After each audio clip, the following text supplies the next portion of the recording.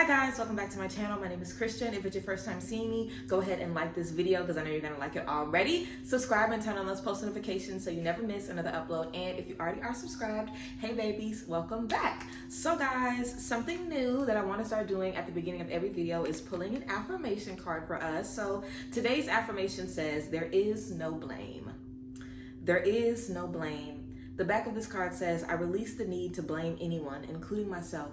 We are all doing the best we can with the understanding, knowledge, and awareness we have.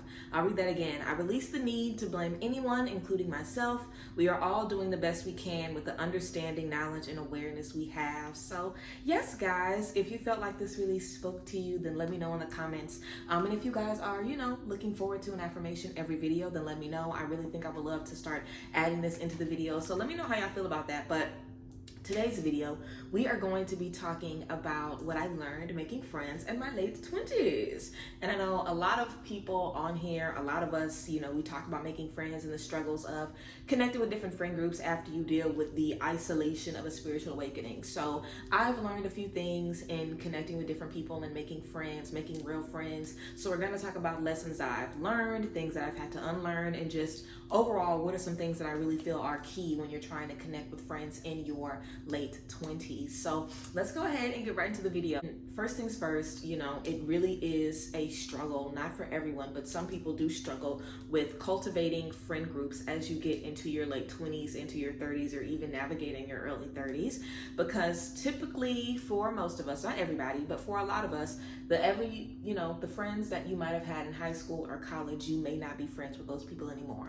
A lot of the times in high school, college, just whenever, when you are living in your hometown, a lot of the friendships you build are based on proximity because you're a child when you make these friends. You're not thinking about their morals and their values and things like that. Also, people grow up and grow apart. I feel like from 23 on until, maybe like 27, 28, even into your 30s, I feel like that's a very, very, very big, maturing stage. I feel like you grow a lot in that. And also as different things happen in your life, I feel like I'm like 10 years older than what I was at 25. I got married and I also had, different things that I deal with, different tragedies that happened, and just life that has happened. So I feel like I've definitely grown a lot in the last couple of years, and I feel like that happens for everybody. When you get somewhere in your late 20s, I feel like there has to be a transformation. There has to be a big, quantum leap, if you will, where you come from being one person where you're naive, you're in your early 20s, you're still fresh out of college, and then you get this awakening of real life and real life problems and adult things. So a lot of times I feel like it can just be normal for friendships to crumble. I also feel, the one best friend that I've had literally for the last 10 years, I've definitely seen our friendship, change in dynamics, and we're both very strong individuals. We both love each other very, very much and decided very on that we were basically like family. So I feel like if we didn't have such a strong foundation in our friendship, just the two different ways that we change and grow, it's very easy to lose touch. So I feel like it's normal to be coming into your late 20s and be ready to connect with some new people. I really feel like that's the normal tea, but there are a lot of things that affect that. So first thing that I would say is just figuring out what kind of friend are you now. If you've had some time where you haven't really had friends, what do you like to do with friends? Are you the workout friend? Are you the club friend? Are you the advice friend? Are you the church friend? Are you the discovering new things friend? Are you the travel friend? Are you the sports games friend? Are you the double date friend? What type of friend are you? What are you bringing to the table? Do you feel you can really help people? Do you feel you can really, understand them? Are you a good listener? How are you such a good friend that you're ready to connect with new people? I always feel like the time that we spend in isolation before we connect with our friend group is really, really valid. I spent a couple of years really learning myself, understanding who I am in and out, and just being open to what friendships require, because friendships are a big responsibility, low-key like a relationship. Like a friendship is really a big responsibility. You have to maintain that friendship, be there for that friend, counsel that friend. Like depending on the extent of your friendship, it definitely can be more impactful or just as impactful as the romantic relationship in your life. So you definitely want to figure out what kind of friend are you, what you're bringing to the table, and also what you're looking for in friendships as well. Like you can't just go to meet friends and just be connecting with people who you think are cute, or connecting with people who you think look like you and who are in your same age group. Like that means fucking nothing. Literally. It doesn't matter if they're an influencer just like you. It doesn't matter if they're a hairstylist or a mom or a wife just like you. That shit means nothing. Those labels are not your identity. Figure out your own identity and find people who speak to your identity, people who speak to you at your core, because you might not always be a wife. Okay? You might not always be a wife. You might not always be an entrepreneur. You might not always be the bad bitch that's always in a club till 4. You might not always be that part of you. So for me, I want to make friends that are attracted to who I am at my core, because no matter what happens, I'm going to be the same person at my core. And I feel like we always are. You know, something big for me is loyalty. Okay, something big for me is loyalty. I am very, very loyal. I've always been very loyal. So loyal to where, you know, in a lot of my friend groups, they've had people in the friend groups talking about each other, just like a lot of women do. But hey, that's not normal to me. It's not normal to be in a friend group with somebody and you taking pictures with them and you out with them, and then when you're not around them, you talking shit to them, to everybody in the group. That's not normal. That's psychotic. So a lot of stuff like that, the drama, the rah-rah, the mess, people going behind your back, messing with your ex and all of that bullshit, no thank you. You know, it's a lot of stuff that can happen in friendships. You know, people can put you in uncomfortable positions, people can use you, people can take advantage of you. So for me, I just know that I stand on a foundation of loyalty. I'm very loyal to myself. I'm loyal to everybody around me. And if I don't feel like you can bring me that same loyalty, then we really do not need to be friends. It's not that deep. You know, that's something else I learned, that it's really not that deep. Like, it's really not that deep. You don't have to be friends with 50 girls. Like, you don't have to have a squad of 50 or 60 or even a dozen. You know, like, the strength really is in the quality of the people you connect with. I feel like a lot of times we look on social media and we see these 12 people girls trips, and we see the bride that got 30 bridesmaids and all this sisterhood, and we just feel like we need that.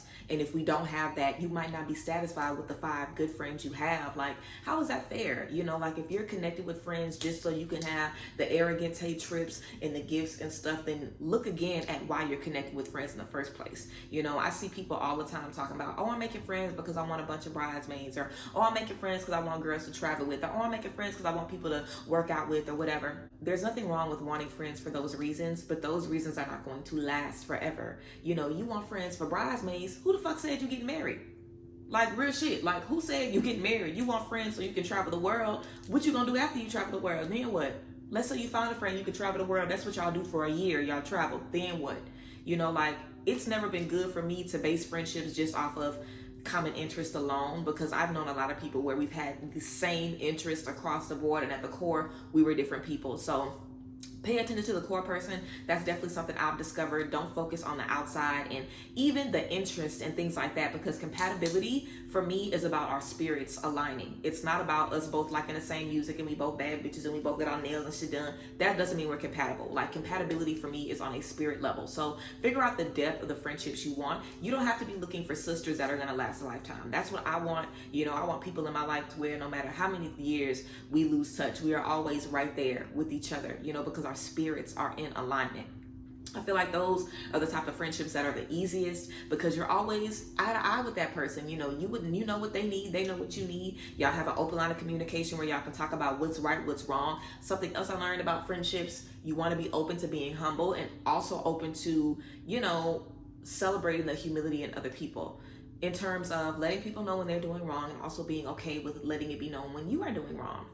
Like, if you are a friend and you're supposed to be there for somebody and you don't end up being there, it's not okay to just not ever say anything about it or not address it just because they don't address it. You know, like, being in a friendship, the communication really has to be there, just like you're in a romantic relationship, unless you don't care about the friendship. If you don't care about it, it's fine. But just like in a romantic relationship, if you don't talk about something, it builds and builds and builds. The same thing happens in a friendship. So before I entered these friendships, I really had to get comfortable expressing myself and expressing how I feel and why I feel the way I feel. And, you know, just understanding that it's okay. I don't have to worry about being gaslit. Like, I've had conversations with friends where I've literally felt like I was about to throw up before I've had conversations. Like, I remember I had a conversation with a friend not too long ago, and I literally sat at my desk right here where I'm filming, and I literally wrote like 3 pages of notes for the conversation. This literally was a couple of weeks ago. I was so nervous because I was like, I don't want to say the wrong thing, or I don't want to get gaslit, or I don't want them to act like they don't know where I'm coming from. I need examples and times. And it's like, friendship really shouldn't even be all that. When we had the conversation, they already knew where I was coming from. They already felt like something was off. They already knew exactly what I was talking about and how they could fix it. It's like, in friendships, It's so important to be aware, and it's so important to connect with friends who are aware, because I am very, very self-aware. You know, when I say something or do something, I instantly know if I've affected my friend or if I've made somebody uncomfortable, because you can tell in their body language and how they look at you and what their energy is giving. You know, like, I think it's bullshit when people offend their friends or do fuck shit to their friends and act like they didn't know it. Girl, you know I'm mad at you and you know fucking why. You know what I'm saying? Like, people need to be aware, and also aware they need to be able to speak up on it when they become aware of it. I don't want you to figure out what you've done wrong and just sit on it. Let's talk about it, because I'm obviously having a problem. When I talk about it, I want you to be there with me. I want to be able to have an open dialogue. And it's not about being rude or nasty or disrespectful. It's never about that. But the healthy relationship comes with healthy communication, open, transparent communications. If you can't tell somebody something without being nasty or disrespectful, then maybe you're not ready for the friendships that you feel you need to be stepping into. You know, if you can't talk to somebody to their face, you have to tell everybody else, and that makes you feel better, and you just move on with them after you've dogged them to everybody else, you need to go to therapy for one, and you definitely don't need to be trying to make new friends. You know, every person is not ready for friendships. Every person does not deserve friendships. And if you are the type of person that has a lot of work to do, be comfortable doing that work. There's nothing worse that you can do than try to step into a friendship when you are not ready, and try to allow someone to trust you and pour into you and give you what you're looking for, and you're not even ready for that shit. You know what I'm saying? There's also a lot of different dynamics, different friendships. You know, there are certain friendships where they argue a lot. They're always at each other's neck. If that's how you are, if that's how y'all friends are, y'all always playing, be going back and forth, then oh well, it's no big deal. You know, I've had friends where we wrestle and act like we hate each other and all kind of shit. It just depends. Every friendship is different. But like I said, it's all about the basis of the friendship and that spiritual connection. And I feel like that's definitely been lost, because we're looking at stuff on social media. We're looking at Lori Harvey and her friends, and we're looking at the girls and their friends and how everybody kicking it and living it up. And if you're sitting at home alone, you're looking at that like, that's what I want, that's what I want, that's what I want. You don't even know how long the people been knowing each other, if they cool. We already know about the curse of the Miami girls trip. Okay, and if you don't know, let me tell you, it ain't been a girls trip in the history where the girls went to Miami and came back and was still cool. And if you have that experience where y'all was still cool, then please let me know. Y'all gonna be friends to the end, okay? But usually when the girls go to Miami, somebody ain't got no money. It's always some bullshit. Now, I think this is usually something that'll probably happen with like kids or like younger people that maybe still be in college or still got certain issues and stuff like that. But who knows, girl? They probably still got grown people that's doing stuff like that. But you know, it's like there's certain spaces where we can really, really want friendships to do this for us and do this for us and service this, and we want friendships for therapy, and ladies we can do this with and this with, and we watch girlfriends and we watch sisters, and we watch all of these women coming together and joining together and stuff like that. And that isn't real life all the time. You know, like there's so many different ways to step into friendships, and it's important to be realistic and not base everything that you want your friendship to be off of social media, because a lot of that shit is a hot mess and you are not able to physically feel and understand the chemistry between people. And I think it's beautiful to see a good friendship, know that it's a good friendship, and aspire to have that. That's great. But you do not want to ever base your friendships off of anything except for the connection that you guys have to each other's energy, the connection that you have to someone as your sister, as your brother, as a member of your family. That's what you're doing. You're bringing them in as an honorary member of your family. It's very serious. It's a big deal. They might end up meeting your family or being around people. You know, y'all talking about bridesmaids and weddings and stuff like that. It's like, if you end up, you know, getting married, these people are going to be around your family. You know, like you're going to have to invite these people out and be around these people. It's like, do these people even come from good families? Are these people even able to, you know, be around you in any space? And there's definitely friends that you can't have in every space. There's certain friends that are good for this and are good for this. And it's up to you to figure out if you like friends like that. Like you can take to church, but you can't do nothing else with them. Or you can take them to the club, but you can't take them nowhere else because they act a fool. It's just about the core base of that person, because no friends are going to be perfect. None of my friends are perfect. I am not perfect. You know what I'm saying? And I feel like there's certain things that my friends know not to do with me. Like if you got a friend that you don't like or somebody you got a problem with and you done told me about them, don't bring them around me, because I'm going to tell them something. You know, so you know I'm that type of friend. You can't bring me around nobody. I don't need to be around your other friends. I'm not interested in that, especially if you told me how they be doing you. Don't bring me around them. I don't want to be around them. Let's do our own thing. You know what I'm saying? Like, it's totally fine to say where someone wants to be in your life, but you just want it to be healthy. Like if you know you just need a friend for this, or you just need a friend for this, you want it to be healthy, and you want to make sure you can give them something in return. Don't be looking for a friend that's a therapist because all you want to do is get advice, and you know you ain't got no advice or no gratitude or no money or no time or no energy to give in return. You know, there's nothing wrong with spending time on your own to replenish yourself, get strong, feel good, look good, you know, and be able to step out ready to make those connections. Because for me, I feel like I make friends totally different now. I feel like I know who I am. I feel like I know what I'm looking forward to. I feel like I know what I'm ready to step into. And I'm very real. I'm very, very authentic. And I feel like a lot of times, especially like online and making friends on social media, because I'm talking about social media and what we see and how that affects us in friendships. Like, I am really not one to make friends on social media. There have been a few people that I've come across and we've connected. But for me, like when people on my social media like see my social media and they're like, "Ooh, I want to be friends," or "I want to hang out." My social media is probably like 25% of who I am in real life. And as I get older, that becomes smaller and smaller and smaller because I really don't give a fuck about social media stuff. I don't really care about the likes and all that rah-rah, even though I technically have to because it's my job. Like, I really don't even focus on working with companies anymore. Like, I don't know if you guys have really noticed, but I haven't really worked with any companies in a while. Like, my focus is really like my readings and, you know, my products and stuff like that.